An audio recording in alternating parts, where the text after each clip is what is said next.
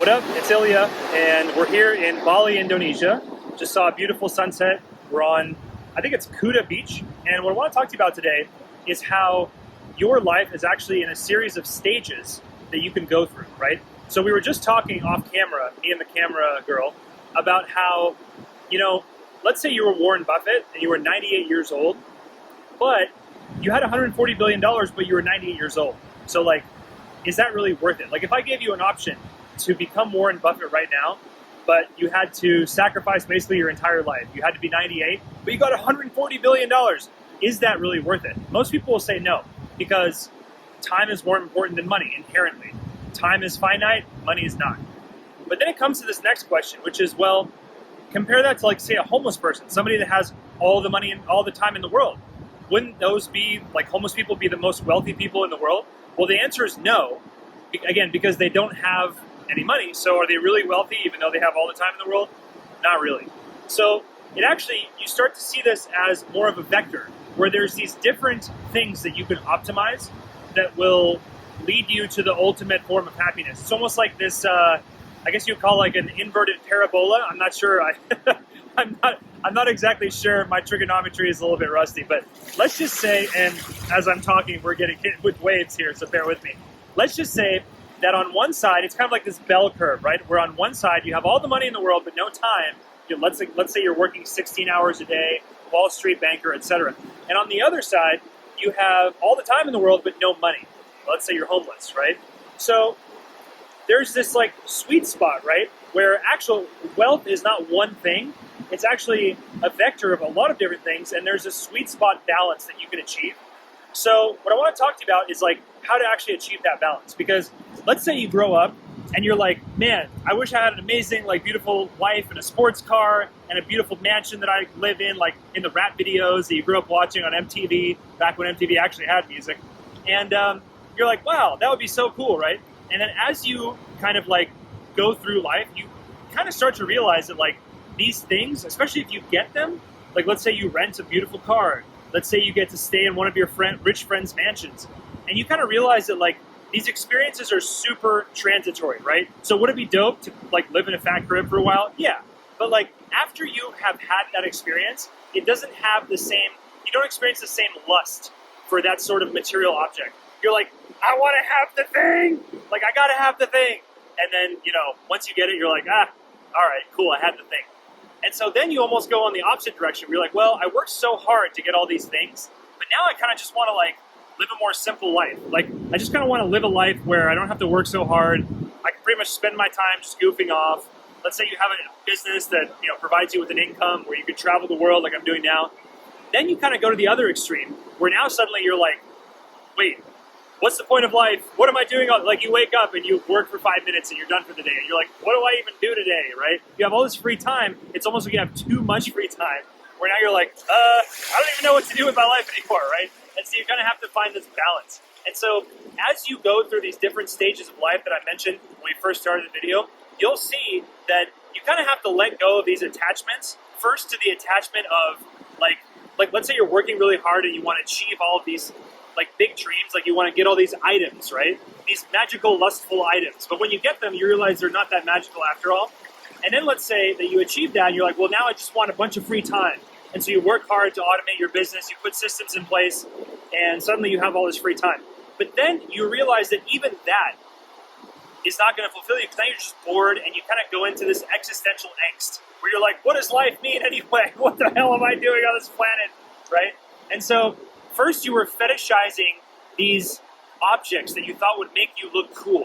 Then you let go of that. Then you're like, I just want to be free and carefree and have a lot of free time. So then you fetishize free time. When you're working really hard, all you want to do is go to a park and sit in a park or sit at home and eat ice cream and just watch TV, right? Or you're pushing really hard in your business. And then you get that and you realize that isn't even what you wanted. So you're like, well, what the hell do I do now? I have the most amazing life. I've traveled the world. I've had all these ups and downs, this roller coaster of life. What the hell does it even mean and what do I do now? And so what I would say to you is that the next paradigm is actually finding things that you love to do and doing them and not being lazy about it. For example, I was thinking oh, I'm here in Bali. I should take some surfing lessons. And then every day I find myself procrastinating. I'm like, tomorrow. And And then I'm like, wait a second, I'm here in Bali. Like, what the hell am I doing? Like, I should do it now, right? So do the things that you've been pushing away now. Don't be like, well, I'm going to take this 2-week vacation. Like, take the 2-week vacation now, right? Figure out a way to do it now. Don't postpone happiness and don't postpone life. So that's the first thing I would say to you. One example of that I've done recently, I went to see the Kachachuk dance in Bali, which was like one of those like kind of touristy things, but I figured, let's check it out. It was it was quite the experience. Let's put it that way, right? We've been here in Bali. We've been ATVing, right? A lot of other cool stuff that we've done here, right? And so I guess what I would say to you is like, don't postpone the things that you want to do. If you're like, one day I'm going to go surfing and book the plane ticket and go do it now, right? That's the first thing. The second thing I would say is like, don't fetishize objects and also don't fetishize free time. I know that's really easy for me to say and a lot harder to actually do. So here's what I would recommend in terms of like things you can do right now is try to get it right now, right? Like build that $1 million business so that you can have the objects and then realize they don't even really affect you that much and you can just throw it away. You can let go of that attachment. Then realize that, you have all this free time, like build systems in your business so that you can relax and enjoy your life, and then realize that even that thing you were fetishizing, the free time, isn't even worth it in the end. And then realize that in the end, now here's the main key lesson. The next paradigm I'll give you is, now I gave you the practical thing, which is do the things you want to do now. Then there's another level. And this is a lesson I learned recently, which is you have to realize that if you have any sort of suffering or discomfort in your life, the reason you're suffering and the reason you're experiencing discomfort is because of your attachment to things not being the way they are. Let me say that again. The reason you're suffering right now is because you don't want things to be the way they are. So whatever horrible situation you're in right now, when you realize that it's you doing the suffering, it's not the situation. Now, I understand there are exceptions. If you're in extreme physical pain right now, you're like, well, it's because I don't want to be in physical pain. That's why I'm suffering. No, it's because you're in physical pain. But for the most part, all these psychological reasons that we suffer, it's actually, what it comes down to is you don't want this situation to be the way it is. That's what's causing the suffering. If you can let go of you not wanting things to be the way they are, in other words, if you can fully accept what it is that you're experiencing right now in this moment, actually all the suffering goes away. And I have experienced this in insanely stressful situations, let me tell you, that I can't go in right now on video. But let me tell you, it was really, really tough. And that's when I actually let go. The weird thing is that when I had the most insane, stressful situation in my life happen is when I felt the most peace. Now you might think, well, if I'm having this incredibly stressful situation, how can you feel peace in that situation? It's because I realized it forced me to let go.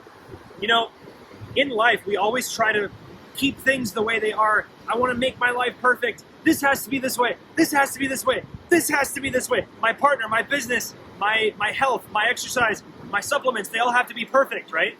And in the end, it's like, if you can just let go of wanting things to be different than they are, you also let go of these attachments of like, I need things to be perfect, or even I need things to be like whatever they are, right?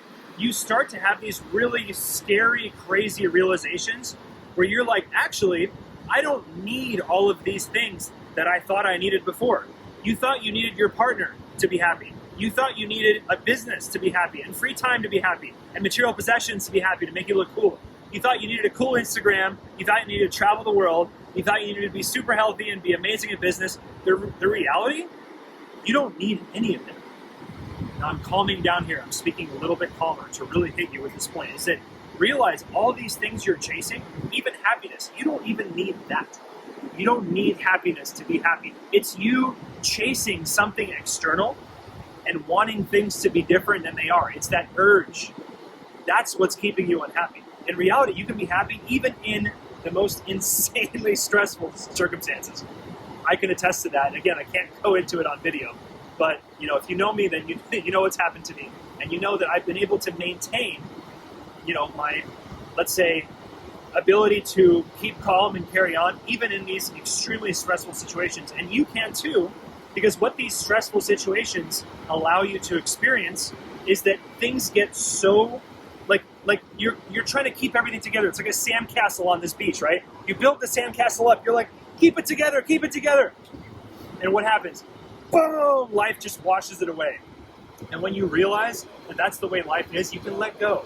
You're not worried about your sandcastle getting blown away by this wave. Because you're like, well, even if it does, I'll be okay. That's really the root, like, feeling of being grounded, of when really bad shit happens to you and you lose everything, is that you realize you'll be okay anyway. And so that's what I want to leave you with. Again, there are these paradigms, right? Where first you're like, I want to have all these things to be happy. Then you're like, well, actually, I just want to be free and have all this free time, and then I'll be happy. And you fetishize that. And in the end, you realize that, like, actually nothing matters. It's kind of a nihilistic point of view, actually. But you realize that, like, nothing matters, and that you can be happy no matter what, even under the most dire circumstances, even when you're bored in the morning and you don't know what to do with your day, even when you're working 16-hour days, both of which I've done, even when you've lost pretty much everything in your life that you care about, you can still be happy because your happiness doesn't depend on any of those things. I know that sounds crazy, right? Like, you're like, what? Without my partner, I couldn't be happy? Yeah, you could. Without my business and without things being perfect, I couldn't be happy? Yeah, you could. You can. And when you realize that, hopefully it doesn't take an extreme circumstance, a life-changing, altering circumstance for you to understand that.